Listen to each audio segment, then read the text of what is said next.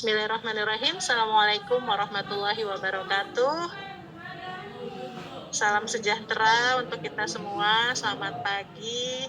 Alhamdulillahirabbil alamin. Kita semua bisa hadir di sini bersama-sama menghadiri talk show dalam bentuk webinar sosialisasi koleksi budaya Nusantara jelajah negeri di masa pandemi. Terima kasih Kak Yoda, Kak Trinity yang telah bersedia untuk bersama kita hari ini berbagi ilmu, pengetahuan, pengalaman di bidang pariwisata dan wisata Indonesia. Yang saya hormati Kepala Perpustakaan Nasional RI, Dr. Andes Syarif Bando MM, Ibu Sekretaris Utama Perpustakaan Nasional, Ibu Dr. Anda Woro Titi Haryanti MA, Denny Kurniadi MHum, Bapak Kepala Pusat Jasa Informasi Perpustakaan dan Pengelolaan Naskah Nusantara, Dr. Andes Teguh Purwanto MSI, Bapak Ibu Kepala Pusat di Lingkungan Perpustakaan Nasional RI. Jadi dapat dikatakan jumlah wisatawan asing di tahun 2020 yang masuk ke Indonesia hanya sekitar 25% dari jumlah wisatawan yang masuk ke Indonesia di tahun 2019 atau sekitar 4.052 juta orang. Hal ini berdampak signifikan pada pendapatan negara di sektor pariwisata.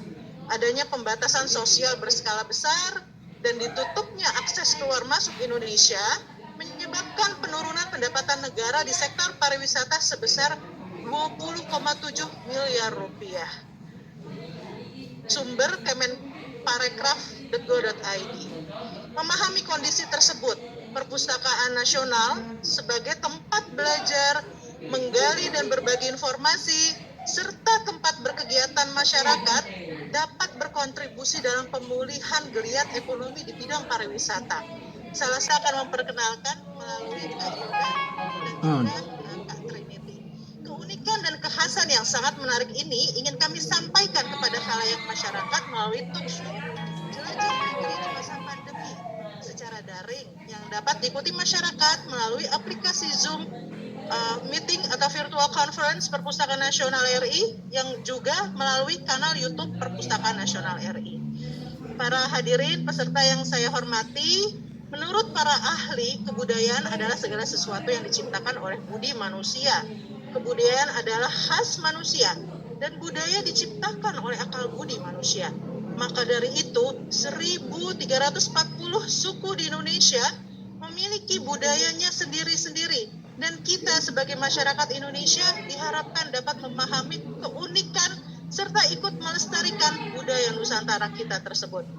Layanan koleksi budaya Nusantara di lantai 24 memiliki 4.845 judul dan 6.136 eksemplar buku yang berisi konten tentang budaya lokal, tradisional, sejarah suatu daerah, tempat wisata atau destinasi wisata, makanan tradisional atau kuliner Indonesia, kain tradisional, cerita rakyat, juga kumpulan potret daerah di Indonesia yang cantik dan menawan. Melalui bacaan menarik yang merupakan koleksi budaya Nusantara Perpustakaan Nasional, disertai layanan ramah dari pustakawan kami, beragam fasilitas membaca dan ruangan yang cozy, kebudayaan Nusantara dapat dikenalkan dari berbagai aspek. Salah satunya aspek pariwisata. Budaya dan wisata adalah hal yang tidak dapat dipisahkan karena saling membentuk sebuah hubungan erat. Budaya di suatu daerah adalah ikon yang dapat menjadi daya tarik wisata serta media untuk mengenalkan kearifan lokal tempat tersebut. Layanan koleksi budaya Nusantara Perpustakaan Nasional RI hadir untuk membuka wawasan agar masyarakat dapat memahami kebudayaan yang tersebar di negara kita tercinta ini. Namun menurut data statistik harian layanan koleksi budaya Nusantara, setiap tahunnya Perpustakaan Nasional RI mengadakan sosialisasi layanan koleksi budaya Nusantara, terutama untuk mempromosikan buku-buku koleksi konten lokal yang ada di layanan budaya Nusantara di lantai 24 Perpustakaan Nasional RI bersama dengan 2 orang narasumber kita yang sudah berpengalaman yang sangat kaya dengan beragam informasi terkait pariwisata dan destinasi wisata di Indonesia. Tema jelajah negeri di masa pandemi akan dikupas dan disajikan kepada kita semua oleh dua orang narasumber kita yang pakar dalam dunia traveling, yaitu Kak Trinity sebagai travel writer dan Kak Ashari Yuda sebagai travel blogger. Mari kita simak bersama pembicaraan kedua narasumber kita sehingga sepulangnya kita dari acara ini atau seselesainya acara ini, wawasan dan kecintaan kita kepada budaya Indonesia semakin menguat. Alhamdulillah jika dapat pula membuat Bapak Ibu peserta langsung membuat rencana wisata ke destinasi yang diceritakan oleh narasumber. Tentu saja dengan tetap memperhatikan kebijakan dan aturan pemerintah pusat dan daerah dengan menerapkan protokol CHSE atau Cleanliness, Healthiness, Safety, dan Environment Sustainability di tempat pariwisata. Bapak, Ibu, kakak, adik, seluruh peserta yang saya hormati, pada kesempatan yang berbahagia ini, saya juga mengajak kepada semua masyarakat untuk tidak melupakan khasanah budaya Indonesia yang unik, indah, dan tiada duanya di dunia. Semoga talk show Jelajah Negeri masa pandemi ini dapat membangun dan memperkuat kecintaan kita terhadap budaya Nusantara Indonesia melalui referensi-referensi konten lokal di layanan koleksi budaya Nusantara lantai 24 Gedung Pelayanan Perpustakaan Nasional RI. Tak lupa juga, Bapak dan Ibu semua, saya sampaikan kegiatan yang tak kalah menarik di pukul 13 siang nanti setelah selesainya acara ini, yaitu talk show kedua yang mengusung tema mengenal koleksi langka Perpustakaan Nasional RI hanya ada di Perpusnas. Akan disampaikan oleh seluruh ketua kelompok layanan koleksi langka sebagai narasumber yang telah teruji keahlian, penguasaan, dan pengalamannya terhadap koleksi langka Perpustakaan Nasional RI.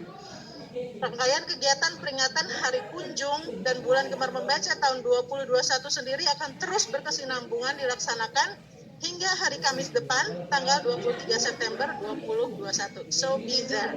Demikian sambutan saya, semoga dapat menjadi pembuka diskusi. Terakhir saya tutup sambutan ini dengan beberapa bait pantun. Awan parak bergerak berarak, angin berhembus sepoi-nian. Mari Bapak Ibu kita simak. Selamat berbincang wisata, destinasi wisata masukkan dalam hati. Sampai berjumpa kembali. Wassalamualaikum warahmatullahi wabarakatuh. Baik, terima kasih Bu Yulus atas sambutannya. Kita masuki acara inti. Acara talk show saya serahkan langsung kepada moderator kita pada pagi hari ini, Kak Fira Farhana. Kak Fira Farhana dan narasumber Kak Arya, kami turut mengundang di atas panggung. Waktu dan tempat kami persilahkan.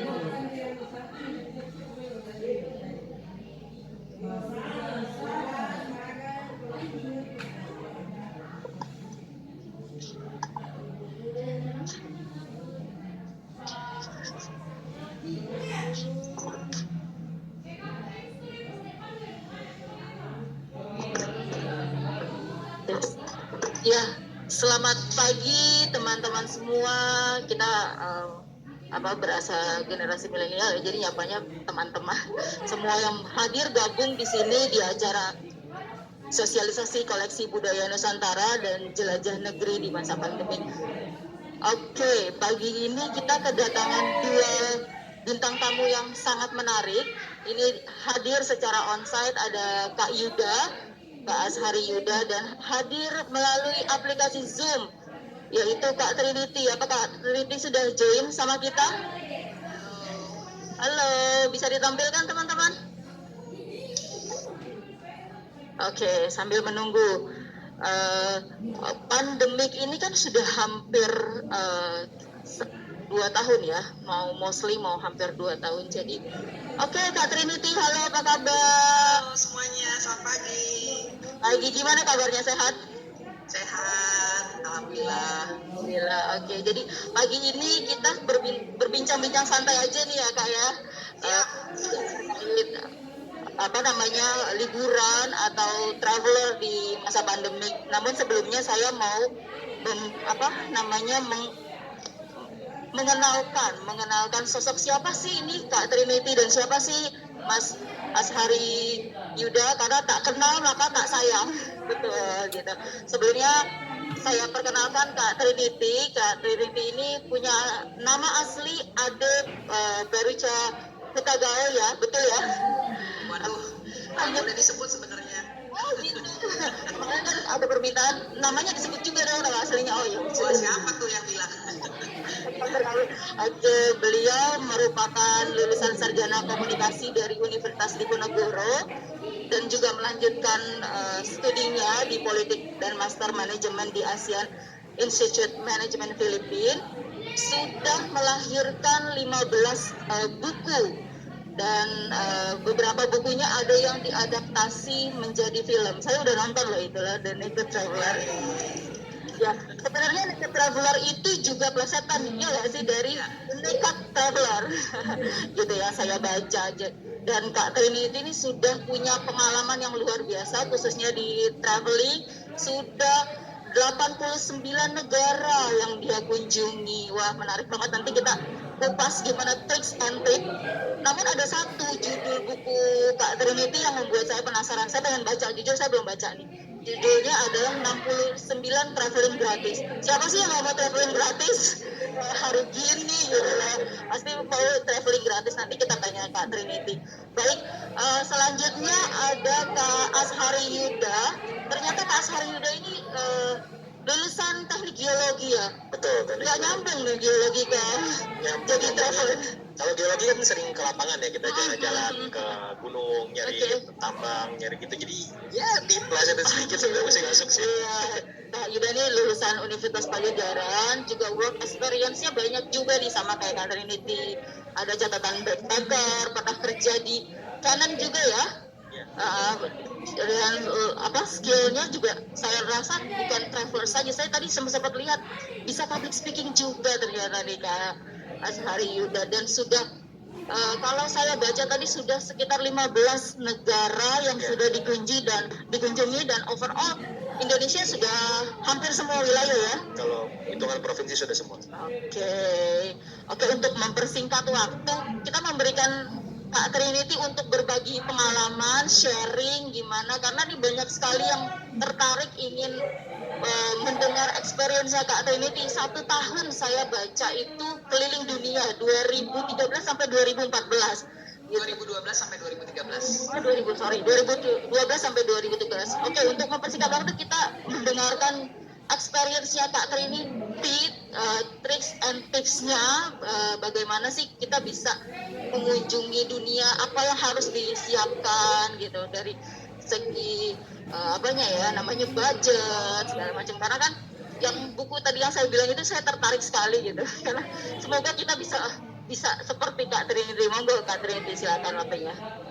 Oke, selamat pagi semuanya. Terima kasih ya atas kesempatannya diundang ke acara Hari Kunjung Perpustakaan dan Bulan Gemar Membaca.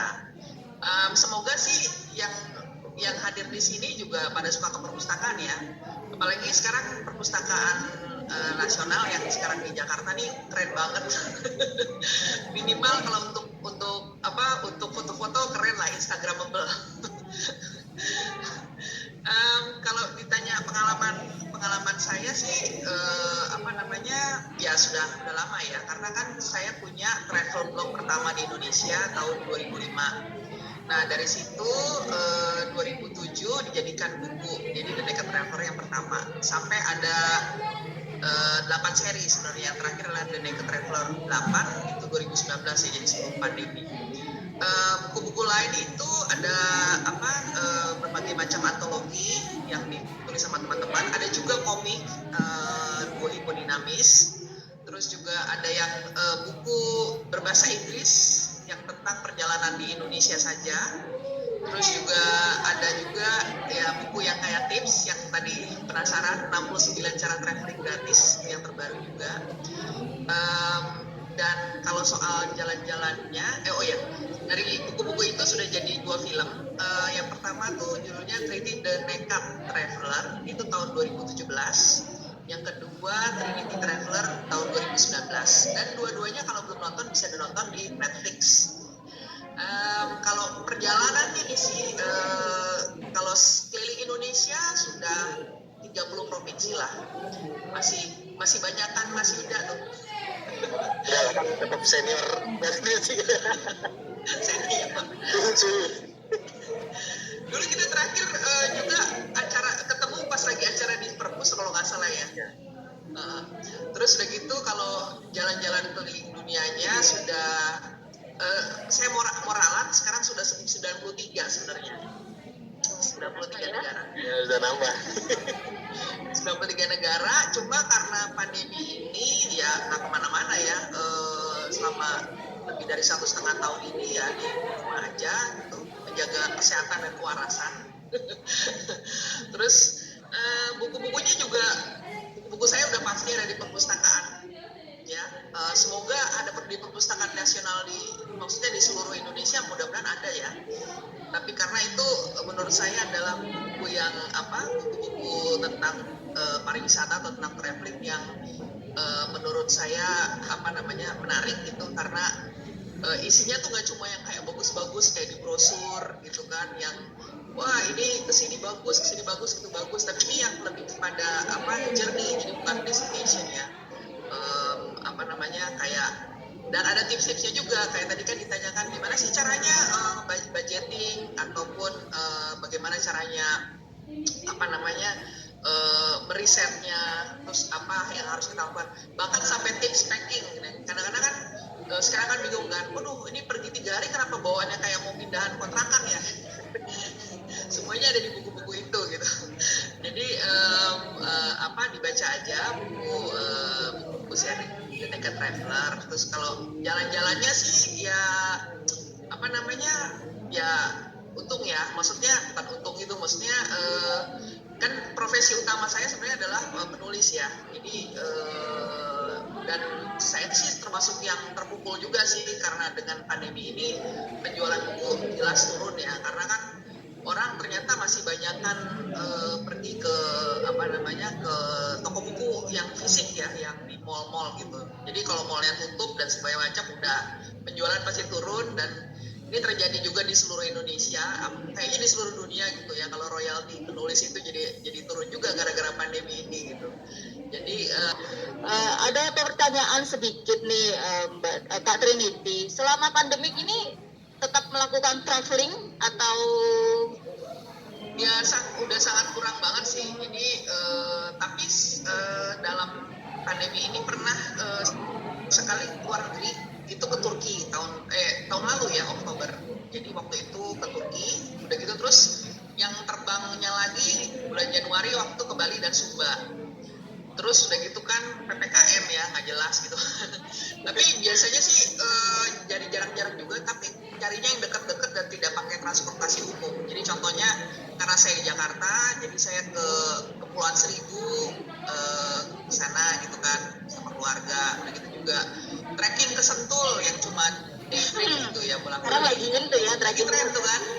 Trekking ke Sentul, terus udah gitu jalan-jalan di di puncak yang T-Walk gitu. Jadi yang dekat-dekat aja atau yang bisa dijangkau dengan mobil pribadi. Terakhir sih ke Salatiga malah.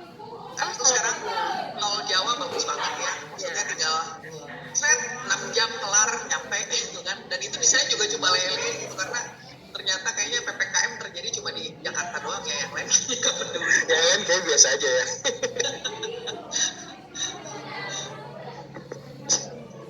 dicari tuh apa sih Kak, selain traveling pasti ada,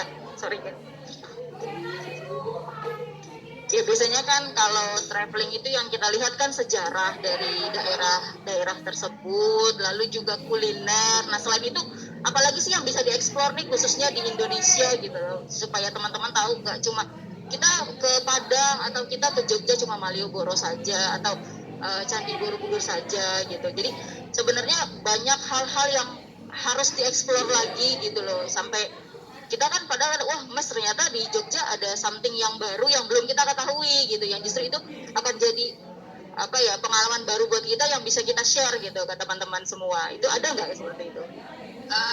Kalau saya lebih suka alam ya. Menurut saya Indonesia tuh kelebihannya adalah alamnya.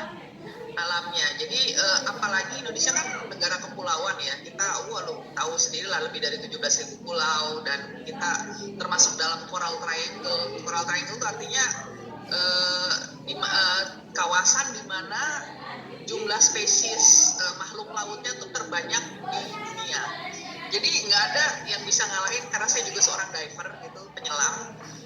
Jadi nggak ada yang ngalahin bagusnya underwater apa alam bawah laut dari Indonesia gitu. Dan saya juga suka, misalnya saya ke Jogja juga saya nggak karena udah katam lah kita ya, ke candi, ke Malioboro segala macam. Kalau saya nyarinya yang alam-alam tuh, kayak misalnya ya pokoknya alam lah, misalnya kayak ke pantainya, atau mungkin pantai selatan tuh juga bagus-bagus. Terus juga misalnya saya hiking, naik gunung yang lebih ke alam, dan saya juga kalau jalan-jalan tuh senangnya nggak cuma lihat-lihat tapi beraktivitas gitu loh. Jadinya kayak menyelam, berenang, hiking, trekking yang kayak gitu. Dan Indonesia juara kelas, maksudnya bagus banget gitu. Tadi diaminkan juga nih sama Suda. Betul ya Mas Suda ya? Betul. Selera kita sama soalnya. Soalnya kita orang Indonesia tuh emang luar biasa kaya ya, dari mulai alamnya, terus juga budayanya. Apalagi kalau saya juga selain alam, saya juga sering sekali eksplor budayanya, karena menurut saya budaya itu adalah identitas bangsa ya. Jadi kayak kalau Indonesia kalau misalnya budaya nggak ada, ya kayaknya biasa-biasa aja gitu loh. Hanya memang alamnya luar biasa, tapi ternyata budaya juga luar biasa. Terus juga kita bisa sangkut pautkan dengan makanannya. Saya juga kan sering juga kalau jalan-jalan tuh kalau nggak makan rugi ya, betul itu ya. Karena kita nggak nomor satu tuh kuliner. Kuliner, budaya juga, sejarah pasti ujung-ujungnya nanti ada yang minta coba dong cari apa di sana aktivitas yang lokal yang unik dicobain di sana. Belum lagi oleh-oleh kayak payung gitu, itu kan itu art ya, art tourism ya. Jadi sebenarnya cabangnya tourism ini luas banget, dan Indonesia tuh super luar biasa kaya dengan jumlah pulau sebanyak ini, dengan jumlah suku sebanyak ini. Kayaknya benar-benar mantap banget gitu loh. Kayaknya mengeksplor Indonesia butuh waktu yang sangat-sangat lama gitu loh. Apalagi kalau menurut datangin semuanya ya, makanya perpustakaan ini keren sih, bisa nyimpen semua cerita yang ada di Indonesia gitu loh, seperti itu. Karena terkait budaya juga tadi seperti yang disampaikan Bu Ilus ya, Perpustakaan Nasional di lantai 24 memiliki koleksi budaya Nusantara. Jadi ini juga buat informasi buat teman-teman yang ingin mencari sumber informasi terkait budaya, itu bisa kunjungin ke kami di lantai 24. Juga di lantai 24 itu menarik, kita punya executive lounge. Jadi mungkin Mbak Trinity atau Pak Yuda ingin menyelenggarakan acara terkait budaya atau travel tuh bisa join di kami, it's for free. Caranya gimana tuh? Caranya gampang, nanti mengajukan proposal saja, dan pastinya Kak Trinity sudah menjadi anggota Perpustakaan Nasional ya, tentunya nanti bisa kami proses gitu. Cuma memang kali ini sekali lagi kita terkala pandemik nih, belum bisa. Semoga tahun depan semuanya udah berjalan lancar gitu.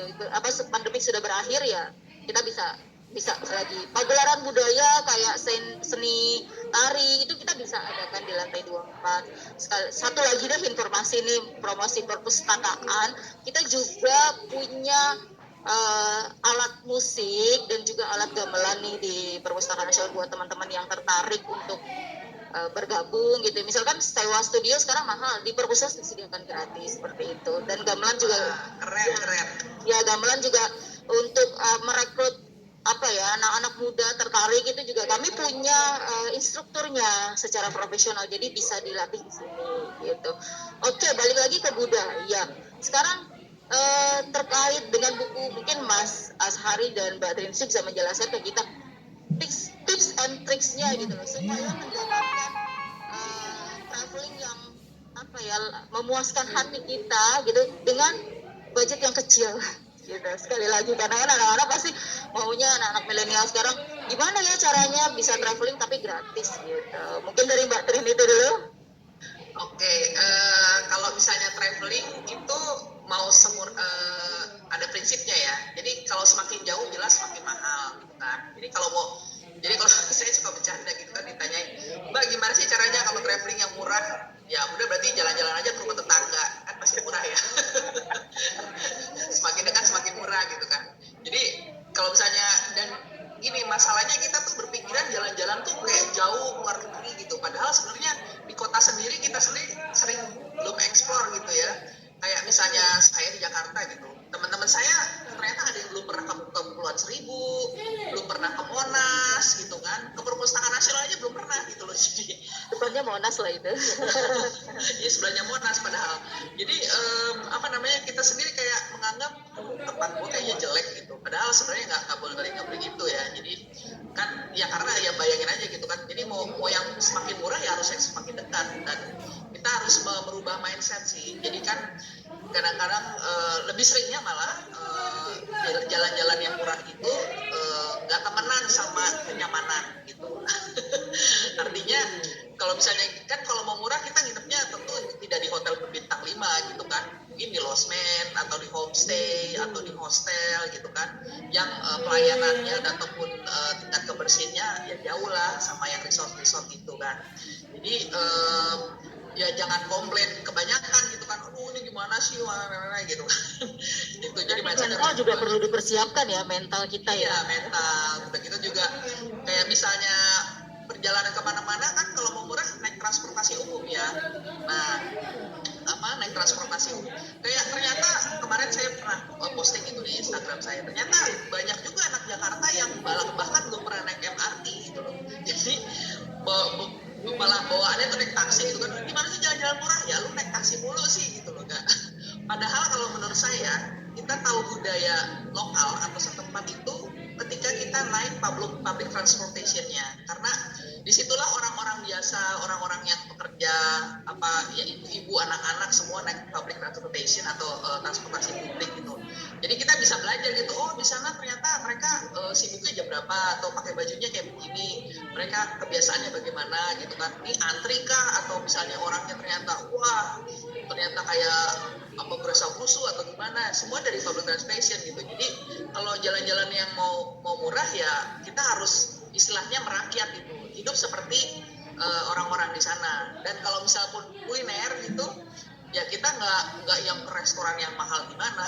Kalau saya tipsnya adalah biasanya kayak misalnya saya lagi jalan-jalan kemana gitu, saya sering sendiri soalnya, jadi saya tanya sama orang-orang lokal di situ, misalnya kayak resepsi hotel gitu ataupun tour guide atau apa, kalian kalau makan siang di mana ya gitu kan, karena kan mereka kan pilihannya biasanya tuh di warung atau di mana yang ternyata tuh lebih enak dan jauh lebih murah gitu kan. Memang kalau misalnya kita makan di tempat pariwisata, apalagi misalnya yang pemandangannya menghadap candi atau menghadap sawah, itu pasti mahal, makanannya betul-betul enak gitu kan.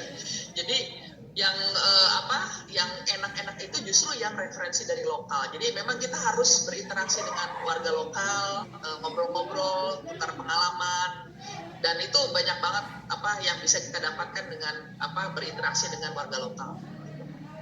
Iya, memang iya sih. Seperti itu ya Mas Ida ya. Jadi kalau kita ngomongin kepuasan hati dengan budget yang tipis, kita ngomongin kepuasan hati itu relatif ya. Jadi kayak ada orang yang seneng jalan-jalan dengan cara tendaan di gunung, dengan ngumpul sama teman gitaran, itu udah happy, itu udah puas. Tapi ada juga yang harus di resort kelas mewah, ya, makanannya juga harus luar biasa, itu juga happy. Jadi memang kita itu ngomong tentang relatif ya. Jadi setiap orang pastinya tentunya punya kepuasan yang berbeda-beda. Tapi ya kita nggak menampik juga kalau misalkan gaya hidup tinggi, pasti juga inginnya yang bagus-bagus. Memang kenyamanan itu memang bergaris lurus sih. Jadi dengan harga pastinya tentunya bergaris lurus. Tapi bagaimana balik lagi ke kita sendiri yang menyikapi itu semua. Kayak saya contoh, karena kan saya dulu jalan-jalan, saya sempat jalan 6 bulan nggak pulang ke Indonesia waktu itu. Nah waktu itu saya menganggap perjalanan saya itu bukan untuk cari wisata. Saya sempat setelah Sultan Batur itu kan juga perjalanan itu adalah journey ya, lebih ke adventure-nya ya. Jadi bukan hanya sekedar sightseeing, lihatin pemandangan bagus, habis itu foto-foto upload pulang. Bukan hanya seperti itu. Makanya waktu itu saya menganggap perjalanan saya itu journey. Jadi waktu itu saya juga backpackeran, karena waktu pas awal-awal saya jalan-jalan itu saya benar-benar backpackeran. Saya tidur di rumah penduduk, saya juga sempat numpang truk seperti itu yang lewat. Jadi itu makanya tadi yang kata Mbak Tri dibilang rakyat. Jadi itu saya juga mencoba untuk bukan memposisikan diri saya sebagai wisatawan, tetapi sebagai pendatang. Nah di saat saya memposisikan diri saya sebagai pendatang, saya bisa menghargai bahwa ternyata saya harus bertoleransi dengan budaya yang ada di sini. Terus juga saya juga harus mencoba kebiasaan orang yang ada di sana. Makanya kalau misalkan saya jalan-jalan, bisa dibilang kalau misalkan modalnya lagi mau di backpackeran ya kayak gitu ya, ke wisata itu kayak ngeliat alam dan segala macam, itu kayak nomor 2. Karena nomor satunya itu lebih kayak journey-nya, dampaknya seperti apa sih. Apalagi pas dulu, kalau sekarang kan mungkin jalan-jalan karena udah kerjaan aja, atau kan memang ada pengen main sama keluarga dan lain-lain. Kalau dulu tuh benar-benar kayak ya udah, kita ngikutin orang di sini tuh seperti apa, kita ingin tahu, kita mencoba pengalaman-pengalaman yang ada di mereka, jadi bukan hanya sekedar jalan-jalan aja atau sekedar foto-foto. Ya, Makanya kita adjust ya sama daerah yang kita singgahi gitu ya, termasuk penduduk, makanan, budaya mereka seperti itu ya Mas Yuda ya Mbak. Betul. Jadi memang kita juga harus toleransi, karena kan budaya Indonesia yang luar biasa ini kan kadang banyak budaya-budaya yang unik. Misalkan kayak contoh di Manado, sebuah yang berkaki 4 dimakan kecuali meja gitu kan. Jadi kalau misalkan orang Indonesia yang kayak orang Jakarta ngeliat sana, kok lu ada yang makan kucing, makan apa, aneh kan. Tapi kalau buat orang sana ya sudah hal biasa, karena memang itu sudah budayanya mereka. Jadi kayak ya kita harus bertoleran juga dengan apa yang ada di sana, seperti itu. Pertama gitu kali sih. melihat ada something yang nggak biasa ya buat kita ya, khususnya kita yang tinggal di Jakarta gitu loh, kayak misalnya orang makan kucing tuh reaksinya pertama kali gimana tuh? Ada sesuatu yang this is something new atau baru, atau mungkin sesuatu yang menurut kita wow ini bukan kita banget nih gitu. Itu reaksi pertama kali bagaimana tuh untuk seorang traveler? Ya karena kan kita harus adjust dengan keadaan dan budaya sekitar yang belum tentu ini kita banget gitu, belum tentu ini sesuai dengan apa yang kita mau gitu. Itu cara menyikapinya itu bagaimana tuh Kak Rini, Kak Yuda? Mungkin Kak Yuda dulu. Ya pastinya pertama kali culture shock ya, kita ngelihat ada budaya-budaya yang nggak terbiasa dengan budaya kita gitu ya. Tapi balik lagi, perjalanan ini kalau menurut saya pribadi, ini makna perjalanan setiap orang beda-beda ya. Nggak ada yang benar dan nggak ada yang salah menurut saya. Ada orang yang jalan-jalan pengen cuma menikmati hotelnya aja, pengen dia cuma hanya foto-foto, itu nggak salah menurut saya. Karena mungkin dia sudah kerja bertahun-tahun ngumpulin uang untuk pesiar, itu nggak ada yang salah menurut saya. Tapi ada juga yang jalan-jalan yang untuk mencari pekerjaan, ada juga jalan-jalan yang untuk mencari arti hidup juga ada kan, itu juga banyak kan. Jadi sebenarnya untuk jalan-jalan itu balik ke diri sendiri lagi. Tapi kalau saya menyingkapi ada budaya-budaya yang berbeda sama saya, itulah awal-awal pasti culture shock, pasti kaget kenapa bisa ada budaya seperti ini bla bla bla gitu kan. Tapi dengan seringnya kita ketemu banyak orang, seringnya kita ngobrol sama orang, itu akan membuat kita terbiasa dan mulai berpikiran terbuka. Ternyata dunia itu bukan hanya diri kita sendiri, dunia itu luas. Jangan menempatkan sepatu kita di sepatu kaki, jangan menempatkan kaki kita di sepatu orang lain. Semua orang itu beda, semua orang itu punya caranya masing-masing dengan gayanya masing-masing. Jadi akhirnya setelah itu saya mencoba untuk lebih terbuka. Oh ternyata sudah memang kebiasaan orang ini seperti itu, dan kita tidak bisa memaksa, kita akan datang gitu loh saat kita jalan-jalan. Jadi bisa bilang itulah step by step, dan harus siap kayak menemukan unexpected things kayak gitu loh. Jadi agama yang berbeda ataupun segala macam. Jadi dan karena mungkin dari kecil sudah diajarin gitu, oh itu beda gini sama kita, tapi kamu nggak boleh begitu gitu. Jadi itu tertanam terus gitu sampai udah gede gitu, yang oke, kalau kaget ya kaget gitu kan, tapi kan abis itu kayak oh gitu, oh menarik sekali ya gitu loh. Tapi pokoknya jangan sampai membuat, ya kita harus bertoleransi seperti kata Yuda kan. Jadi kita harus memahami lah gitu. Tapi nggak harus kita ikutin semuanya ya. Kadang-kadang juga kalau misalnya nggak bisa, saya sih jujur bilang, aduh sorry, gua nggak bisa. Itu kita harus open minded ya. Artinya kalau memang ini tidak sesuai sama kita ya kita sampaikan ke mereka gitu ya. Oke, ini kayaknya baik Kak Trinity sama Mas Yuda ini udah sama-sama dari kecil sudah terbiasa jalan-jalan ya. Mungkin diajak sama orang tua. Nah, ada nggak pengalaman yang memang sangat menarik, yang incredible sampai kita wow ini sesuatu yang harus saya tulis, harus saya share gitu, harus saya publikasi ke masyarakat gitu, baik itu khususnya di dalam negeri ya, baik itu dalam negeri dan luar negeri. Gimana Mas Yuda? oh ya, kalau misalkan cerita banyak ya sebenarnya. Kadang kita kalau mungkin perjalanan Sesuatu yang unik, yang sangat berbeda dengan daerah lain atau negara lain. Oke. Kalau misalkan dibilang sangat berbeda, jadi gini, saya dulu tuh kalau jalan-jalan memang solo traveling ya, sama kayak Mbak Tri itu saya tuh jalan sendirian rata-rata. Dan saya juga senang untuk jalan ke pedalaman seperti itu kan. Nah, kebetulan banyak sekali kejadian-kejadian yang bisa dibilang unik. Jadi ini kalau cerita lebih umum ya, kalau cerita ya, karena kan saya juga ceritanya kan lebih banyak bukan hanya keindahan alam aja, tapi lebih ke storytelling. Jadi pengalaman apa yang pernah saya rasakan. Jadi waktu itu saya pernah di Nusa Tenggara Timur, itu saya pernah dijodohin sama anak kepala suku. Itu saya pernah. Itu menurut saya Itu gimana ceritanya tuh misalnya? itu gara-gara waktu itu kan saya zaman traveling yang backpacker itu kan saya numpang Fuso lewat atau ada mobil lewat, saya suka numpang kan, otomatis kita tidak bisa ke tujuan langsung, jadi kadang di stopin di sini seperti itu. Jadi saya udah stop di sebuah kampung dan waktu itu ketemu sama RT atau kepala desa di sana gitu kan. Di sana kan ya RTW, mereka bilangnya kepala desa ya, karena biasa di kampung kan. Ya udah akhirnya ngobrol-ngobrol, saya di sana itu hampir seminggu, saya diinepin di rumah sekretaris desa di situ. Nah, di situ saya diajakin jalan-jalan. Nah, kebetulan diajakin jalan-jalannya itu adalah anak si kepala desa perempuan, karena dia juga senang jalan-jalan, senang foto-foto, pengen belajar motret segala macem. Ya udah itu hampir saya seminggu di situ.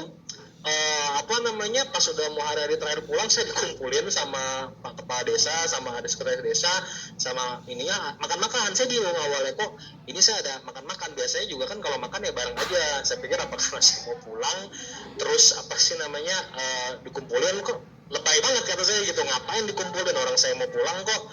Ternyata ujuk-ujuk pas setelah itu ditanyain, Mas Yuda, ini si Bapak pengen ngobrol sama Mas Yuda, apakah Mas Yuda bisa extend karena anak Bapak ingin lebih banyak ini sama Mas Yuda. Saya kaget dong di situ kan, istilahnya lebih kayak ke propose. Itu pengalaman yang unik sih menurut saya sih, karena saya belum pernah propose anak orang saat itu, tapi sudah dipropose duluan gitu. Itu ya jadi suatu hal yang unik sebenarnya. Banyak akhirnya ya saya dengan pelan-pelan gimana caranya saya nolak seperti itu. Saya juga pernah disangka teroris di Rope waktu itu di Polres Indonesia, gara-gara ada bom meledak, saya diinterogasi polisi. Jadi pengalaman yang unik dan luar biasa itu banyak di luar negeri juga ada. Saya sempat macam-macam lah. Mungkin kalau misalkan cerita mungkin bisa dicek di blog aja. Apalagi kalau Mbak Tri ini saya malah pengen Mbak Tri ini cerita deh. Karena kebetulan saya bukunya Mbak Tri itu saya lengkap dari 1 sampai 8 yang itu saya ada. Saya sering baca.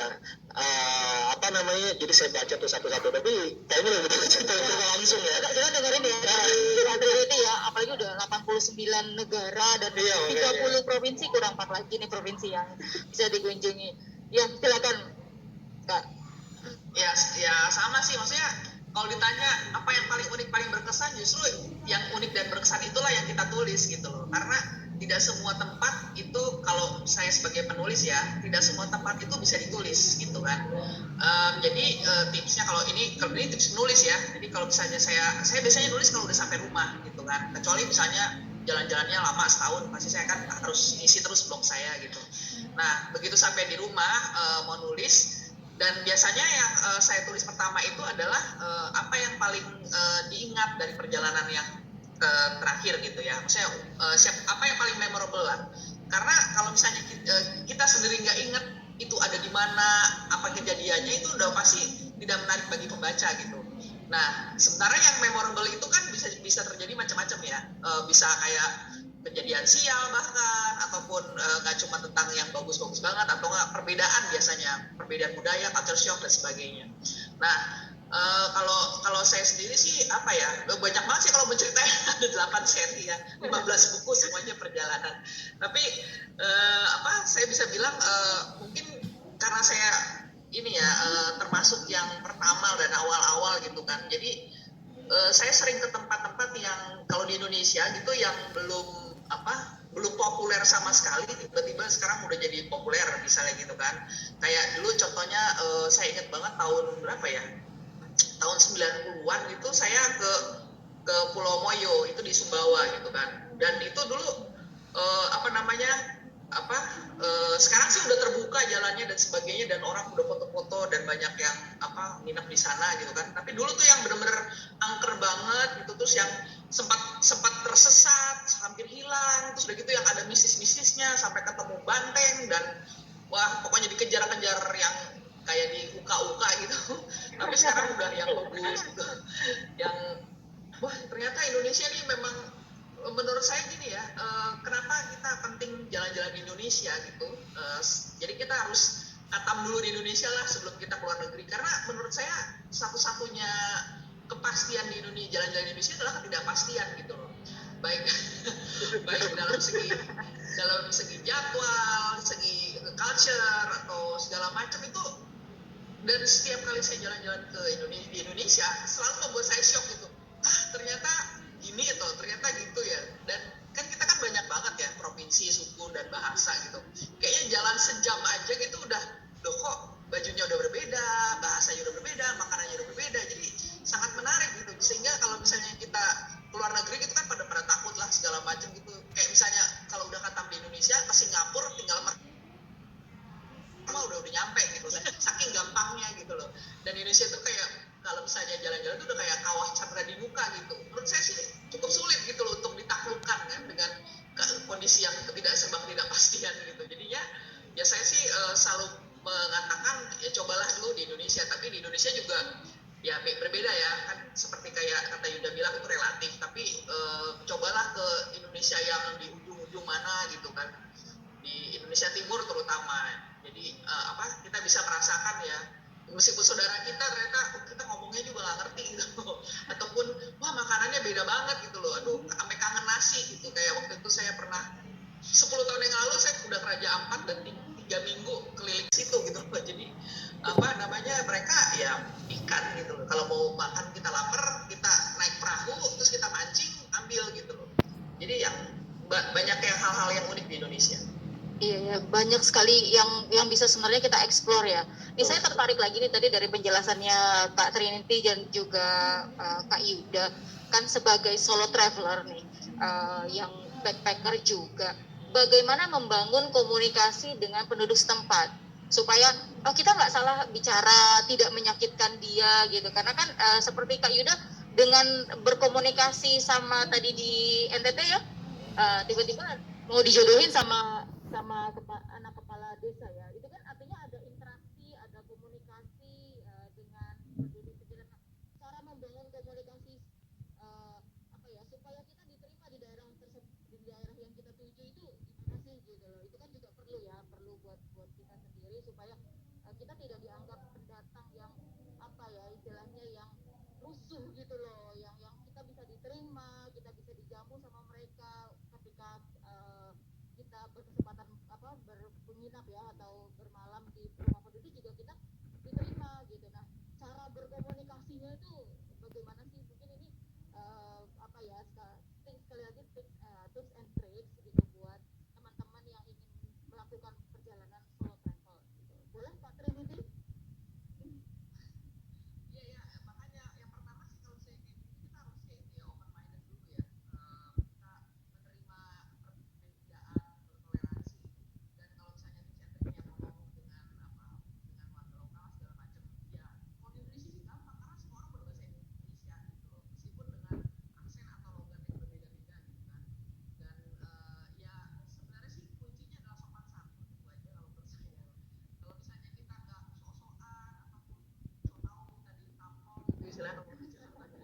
Kita sih bakal aman aja gitu. Yang penting kita sopan santun, tahu berterima kasih, maaf, minta tolong, itu yang berlaku di seluruh dunia gitu. Jadi ngobrol-ngobrol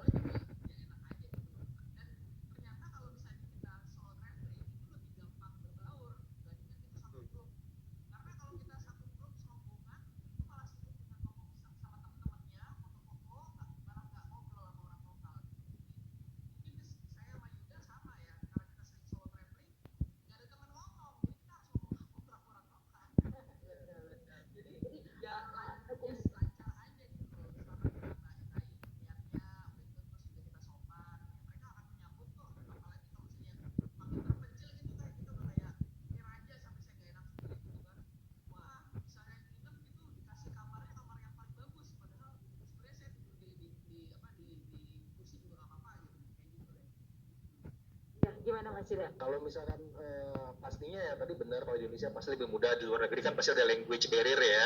Nah, ya yang pertama kali selain open minded, menurut saya kita juga harus tahu dulu bagaimana cara orang sana berkomunikasi atau bertemu dengan ketemu orang baru. Misalkan contoh, misalkan pas saya ke Sumba lihat orang bawa golok, semuanya bawa golok, sampai bocah aja bawa golok gitu. Kita udah ketemu pinter duluan, ngomong ke berucut duluan. Ternyata emang itu orang itu kebiasaan untuk bawa kayak golok di samping. Kalau nggak dipakai apa-apa ya, mungkin cuma buat babat rumput atau apa.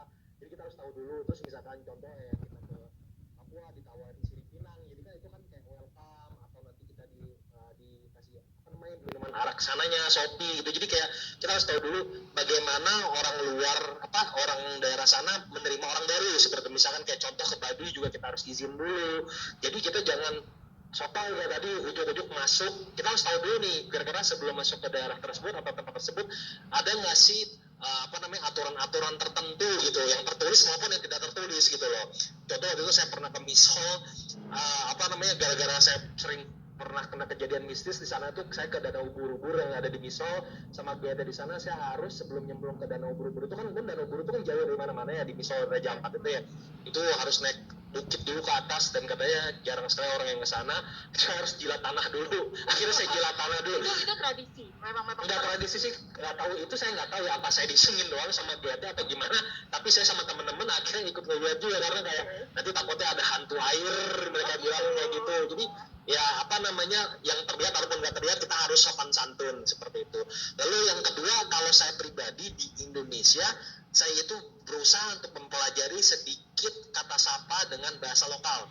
Jadi misalkan contoh saya jalan-jalan kemana gitu, itu saya sedikit pelajari itu, misalkan ngomong bahasa Batak atau ngomong bahasa Sunda gitu kan. Jadi saya sedikit demi sedikit saya bisa menangkap. Dan biasanya kalau ketemu orang baru itu justru malah setelah saya pelajarin, biar cair dengan ngobrol dengan orang baru tersebut, itu kadang saya suka salah-salahin, Mbak. Misalkan saya ketemu orang baru, saya ngomong punten gitu, saya ngomong jadinya puntun gitu kan orang itu akan tertawa kan, salah bukan gitu ya, punten gitu ngomongnya kan. Nah itu jadi cara gitu ya, karena sebenarnya saya tahu gitu loh.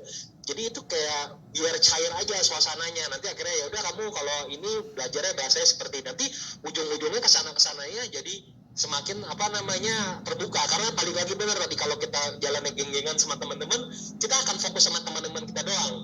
Tapi kalau solo traveling itu mau nggak mau kita harus terpaksa untuk ngobrol dengan orang lain. Kita kan nggak mungkin kan cuman diem membatu aja gitu. Apalagi zaman saya dulu, zaman backpackeran awal-awal itu ya, HP gitu, sosmed gitu juga belum terlalu ramai. Waktu baru kayak cuman Twitter gitu-gitu, belum awal-awal gitu kan. Jadi kayak belum ada Instagram, jadi kayak ya udah jalan-jalan aja gitu. Berarti kita juga perlu ya mencari sedikit informasi tentang daerah yang akan kita kunjungi ya. Betul. Itu biasanya gimana tuh? Kita baca baca browsing kah, atau kita lihat di YouTube, atau gimana tuh biasanya? Kalau saya pribadi sih ya, pertama mungkin baca travel blog kayak misalkan dari Mbak Trinity, itu baca travel blog saya. Saya lebih senang baca travel blog sebelum sebelum YouTube kan. Travel blog itu kan luar biasa banget ya, jadi sumber-sumber informasi ya. Atau baca buku kan juga itu jadi sumber informasi ya, karena masa-masa di saat masa-masa saya jalan-jalan itu sudah mulai, dunia digital itu sudah mulai melek gitu kan. Tahun 2010-2011 itu kan sudah mulai melek ya. Mungkin kalau zaman baterai itu mungkin zaman dulu itu lebih sulit, harus buka peta kan. Itu pas lagi jangan-jangan ya baterai ya. Buka peta misalnya. Masih ya waktu itu ya. Buka peta, kalau saya udah, kalau pas masih saya SMP itu saya masih buka peta waktu pas sama orang tua kan. Tapi kalau zaman saya udah SMA kuliah itu saya udah buka Google Map, meskipun peta jalannya masih jelas gitu. Udah digital, udah lebih gampang ya. Tinggal perjalanan jalan, mau menggunakan sepeda motor atau mobil itu kan kita tinggal klik. Sekarang sih lebih mudah sih, kalau potensial kita untuk nyasar sih udah ya sekitar kecil lah ya, sekitar 50%. Jadi ya sumbernya paling itu sih ya, dari travel blog, kalau nggak dari YouTube gitu loh, kalau nggak dari sosmed. Kalau sosmed biasanya kalau saya lihat dari sosmed itu hanya untuk sekedar pancingan aja, ternyata fotonya bagus ya, tapi kalau untuk informasi lebih lengkap kadang kan di sosmed kurang lengkap ya, jadi larinya ke travel blog lagi gitu sih. Kak Trini juga sama ya, waktu yang melakukan perjalanan 1 tahun itu, boleh dong sedikit sharing perjalanannya itu, harus pindah tram atau harus pindah subway atau penginapannya gimana, boleh sedikit sharing ke kita?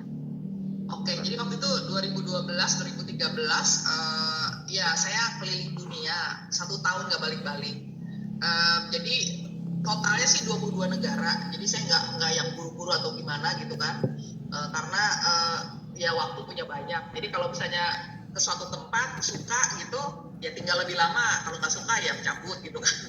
Jadi dan kebanyakan memang kecuali antar benua kan saya pasti terbang lah ya. Tapi kalau masih dalam satu benua kayak misalnya Amerika Selatan, semuanya pakai jalan darat. Jadi naik bus biasanya. Nah terus uniknya di sana itu ya karena saya dari 1 tahun itu lebih banyak tinggal di Amerika Selatan dan Karibia gitu, dan semuanya rata-rata berbahasa Spanyol gitu kan.